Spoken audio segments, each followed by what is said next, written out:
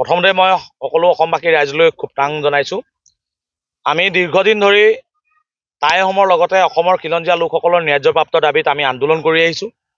আমি 6 জনগোষ্ঠী জনজাতিকৰণ কৰি আমাৰ অসমখনক খিলঞ্জীয়া লোকসকলৰ কাৰণে সুৰক্ষিত কৰিবৰ কাৰণে আমি দাবী দাবেজ কৰি অহাৰ পাছতো আমাৰ লোকসকলক আমাৰ ভূমিপত্তন দিবৰ বাবে আমি বাৰম্বাৰ দাবী জনোৱাৰ পাছতো আজি খিলঞ্জীয়া লোকসকলে ইয়াত ভূমি অধিকাৰ সাব্যস্ত কৰিব পৰা নাই। এইটো অতি পৰিতাপৰ আৰু অসমীয়া খিলঞ্জীয়া লোকসকলৰ কাৰণে এটা দুখৰ বিষয়। গতিকে আমি চৰকাৰে তেওঁলোকে নিৰ্বাচনত প্ৰচাৰ চলোৱাৰ সময়ত বা তেওঁলোকে নিৰ্বাচনৰ পূৰ্বে বিভিন্ন প্ৰতিশ্ৰুতি প্ৰদান কৰি আহিছে যে আমি চৰকাৰলৈ শাসনলৈ আহিলে আপোনালোকক 6 জনগোষ্ঠী জনজাতি প্ৰদান কৰিম, স্বায়ত্তশাসন প্ৰদান কৰিম, ভূমিপত্তন প্ৰদান কৰিম। কিন্তু তেওঁলোকে এইবিলাক সম্পূৰ্ণ ফুটুকাৰ ফেন, তেওঁলোকে সম্পূৰ্ণ প্ৰতিশ্ৰুতি পাহৰি তেওঁলোকে এইবিলাকৰ পৰা আমাক প্ৰতাৰণা কৰি আহিছে। গতিকে আমি সদৌ টাইম ছাত্ৰ সন্থাৰ লগতে আমি খিলঞ্জীয়া জনগোষ্ঠীয় লোকসকলে দীৰ্ঘদিন আমি আন্দোলন কৰি আহিছোঁ। দীৰ্ঘদিন আন্দোলন কৰাৰ পাছতো 6 জনগোষ্ঠী জনজাতিকৰণৰ বিষয়টো ইতিমধ্যে ৰাজ্যসভাত উত্থাপন হোৱাৰ পাছতো ইয়াক কিয় আজি আমাক প্ৰদান কৰা নহ'ল? আজি 600 বছৰ টাই আহোম জাতিটোৱে আজি ইয়াত বসবাস কৰি থকা খিলঞ্জীয়া ভূমিপুত্ৰ লোকসকলে ইয়াতে ভূমি অধিকাৰৰ পৰা বঞ্চিত হ'বলগীয়া হৈছে। ইয়াতকৈ আৰু কিবা দুখৰ বিষয় হ'ব পাৰেনে? এনেধৰণৰ পৰিস্থিতি পৰিৱেশৰ লগত আমি সদৌ টাইম ছাত্ৰ সন্থাৰ লগতে টাই আহোমৰ সকলো দল সংগঠনে ঐক্যবদ্ধ হৈ আমি এলানি কাৰ্যসূচী গ্ৰহণ কৰিছোঁ আমাৰ ন্যায্যপ্ৰাপ্ত দাবীৰ বাবে। অহা 17 অক্টোবৰ তাৰিখে চিলাপথাৰ ৰাস মন্দিৰ খেলপথাৰত আমি বিশাল গণসমাৱেশ আৰু প্ৰতিবাদী কাৰ্যসূচী গ্ৰহণ কৰিছোঁ, য'ত লক্ষাধিক লোকৰ সমাগম হোৱাৰ ইয়াত এটা আশা আছে।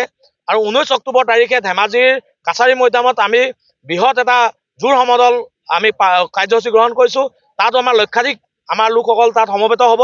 গতিকে আমি আমাৰ যিটো ইয়াৰ আৱাজ যাব, ইয়াৰ পৰা এই আৱাজে দিছপুৰ কঁপাব আৰু আমাৰ অগ্নিশিখাই দিছপুৰ আৰু দিল্লীত তাপিত কৰিব।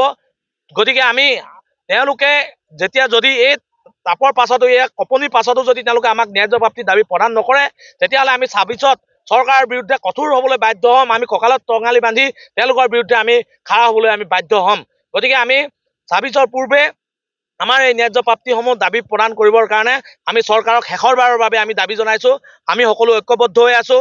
আমি আমাৰ কাৰ্যসূচী শেষ হোৱাৰ লগে লগে আমি 6 জনগোষ্ঠী ঐক্যবদ্ধভাৱে আমি অসমখনৰ বিভিন্ন প্ৰান্তত আমি বিভিন্ন কাৰ্যসূচী গ্ৰহণ কৰি অসমখন আমি প্ৰয়োজনত আমি অচল কৰিবলৈ আমি বাধ্য হ'ম।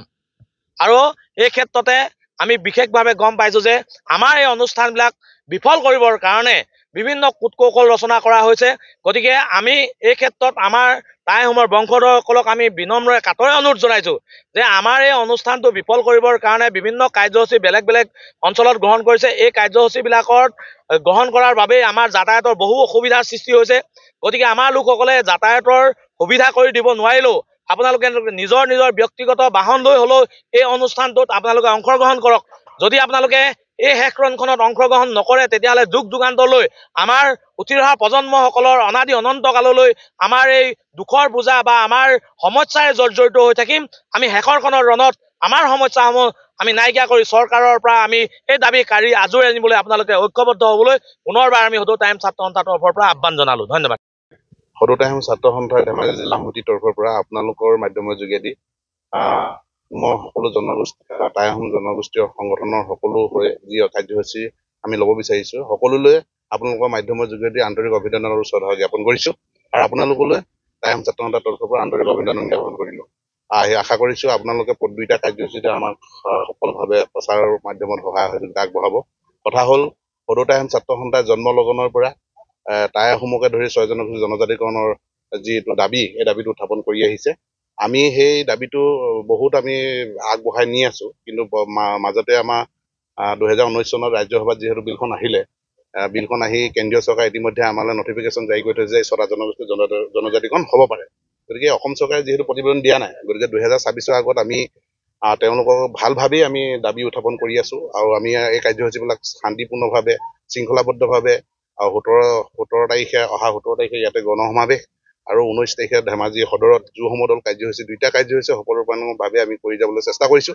আৰু এই দাবীটোৰ যোগেদি এইটোৱে শেষ শুনি চৰকাৰলৈ, যদি আমাক 6 জনগোষ্ঠী জনজাতিৰ প্ৰক্ৰিয়াটো চৰকাৰে যিখিনি কৰণীয় কাম আছে সেইখিনি কৰি দিব লাগে। যদি নকৰে 26ত কিন্তু আমি হলধুকত পেলাম, এইটো তেওঁলোকে চিন্তা কৰিব লাগিব। গতিকে আমি সকলো ৰাইজক এই মাধ্যমৰ যোগেদি টাই আহোমকে ধৰি বিভিন্ন ছটা জনগোষ্ঠী জনজাতিকৰণৰ বাবে যিসকলে দাবী উত্থাপন কৰি আছে তেওঁলোকৰ জনগোষ্ঠীৰ মানুহবিলাকো যাতে এই কাৰ্যসূচীত অংশগ্ৰহণ কৰি আমাক সফল ৰূপায়ণ কৰে তাৰ বাবে সকলো আহ্বান জনালো।